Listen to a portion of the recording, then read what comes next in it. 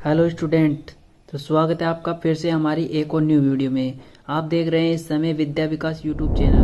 अगर आप इस चैनल पर पहली बार आए हैं तो चैनल को सब्सक्राइब कर दें, क्योंकि आज इस वीडियो में हम जो आपको बताने जा रहे हैं वह आज तक किसी ने आपको बताया नहीं होगा, जो कि बहुत ही इंपॉर्टेंट होने वाला है। जो आपकी फरवरी में एग्ज़ाम होने वाली है, तो गणित में आपको क्या क्या पढ़ना है, कौन कौन सी प्रश्नावली पढ़ने हैं, कौन सी प्रश्नावली कौन सा सवाल कितने नंबर का आने वाला है, यह सब बताने जा रहे हैं।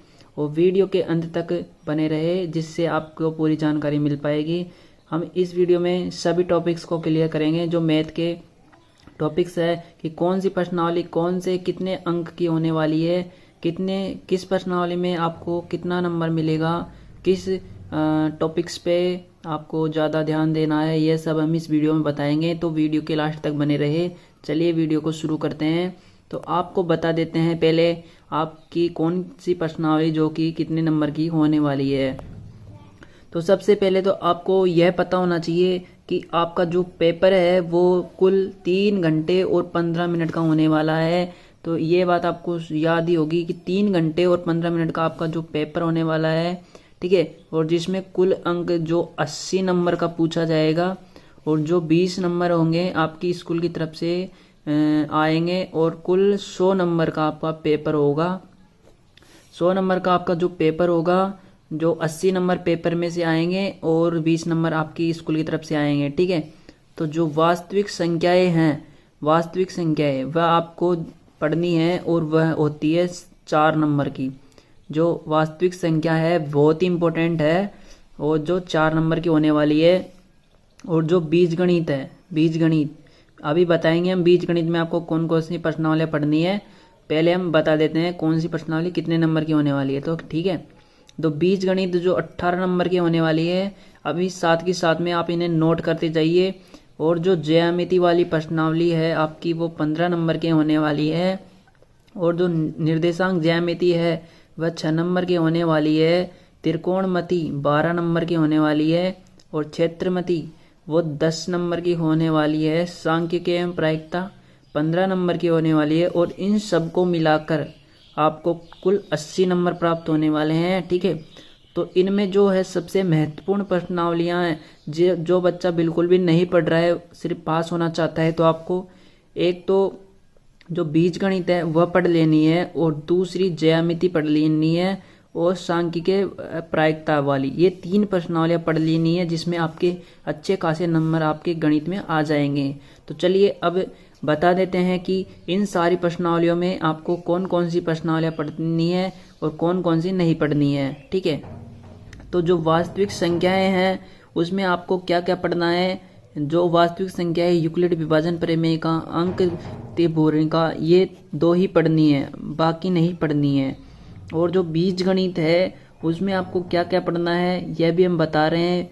तो बीजगणित में आपको बहुपदों के शून्यंक, किसी बहुपद के शून्यंक और गुणांक के संबंध में बहुपद, ये मात्र यही पढ़ना है, इसके अलावा नहीं पढ़ना है। और जो आपको बीजगणित में पढ़ना है 2 चर वाले रैखिक समीकरण योग, ये भी आपको पढ़ना है, बहुत ही इंपॉर्टेंट है परीक्षा से दृष्टि से, ठीक है। और द्विघात समीकरण ये भी बहुत ही इंपॉर्टेंट है, तो इससे भी बिल्कुल भी मिस ना करें, अच्छी तरह से पढ़े, ठीक है। और आपको समांतर श्रेणी वाली प्रश्नावलियों को बिल्कुल भी मिस ना करना है। समांतर श्रेणी वाली प्रश्नावलियाँ बहुत ही इंपॉर्टेंट होने वाली है, तो बिल्कुल भी मिस ना करें।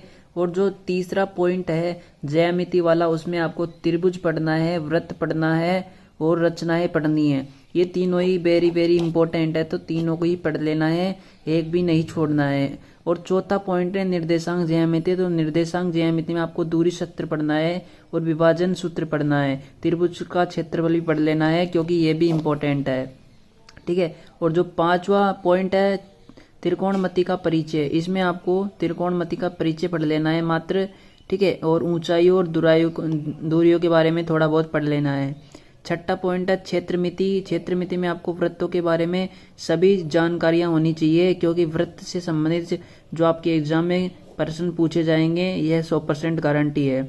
जो पृष्ठीय क्षेत्रफल और आयतन होता है उसके बारे में भी आपको सभी के बारे में जान लेना है, यह भी बहुत इंपॉर्टेंट है। और जो सांख्यिकी प्रायिकता पॉइंट वाला है, इसमें आपको सांख्यिकी प्रश्नावली और प्रायिकता वाली प्रश्नावलियां पढ़ लेनी है। बहुलक, माध्यक, माध्यक, ये तीनों आपको पढ़ लेना है अच्छी तरह से, ठीक है। और अब आपको हम बता देते हैं कि आपकी जो प्रश्नावलियाँ हैं उनमें आपको कौन कौन सी प्रश्नावलियाँ पढ़नी है और कौन कौन सी नहीं पढ़नी है। तो सबसे पहले जो आपकी वास्तविक संख्या है, सबसे पहले जो फर्स्ट प्रश्नावली आपकी वास्तविक संख्या है, उसमें आपको 1.1 पढ़नी है, 1.2 पढ़नी है, ठीक है। 1.3 और 1.4 नहीं पढ़नी है, मात्र ये 2 ही पढ़नी है। और जो दूसरी प्रश्नावली आपकी बहुपद वाली, उसमें 2.2 और 2.3 पढ़नी है। ये वेरी वेरी इंपॉर्टेंट प्रश्नावलियाँ हैं, ठीक है, इन दोनों को पढ़ना है। और जो तीसरी प्रश्नावली है 2 चर वाले रैखिक समीकरण, उसमें पहले, दूसरी, तीसरी और चौथी, ये चौथी प्रश्नावली तक पढ़ना है इसमें, ठीक है, अन्य नहीं पढ़ना है। ये वेरी वेरी इंपॉर्टेंट है जो बता रहे हैं हम आपको, ये इंपॉर्टेंट बता रहे हैं। अभी तक भी चैनल को सब्सक्राइब नहीं किया तो चैनल को सब्सक्राइब कर लो। चलिए आगे बढ़ते। तो जो चौथी प्रश्नावली है द्विघात समीकरण, उसमें फर्स्ट वाली पढ़नी है, सेकंड और थर्ड तीनों पढ़नी है, चौथी नहीं पढ़नी है। पांचवी जो समांतर श्रेणी, फर्स्ट पढ़नी है, सेकंड पढ़नी है और थर्ड पढ़नी है, चौथी नहीं पढ़नी है। और त्रिभुज में आपको फर्स्ट पढ़नी है, थर्ड पढ़नी है और 5 पढ़नी है, ये तीनों पढ़नी है, बाकी नहीं पढ़नी है। और जो निर्देशांक ज्यामिति है उसमें आपको फर्स्ट पढ़नी है, सेकंड पढ़नी है, ठीक है।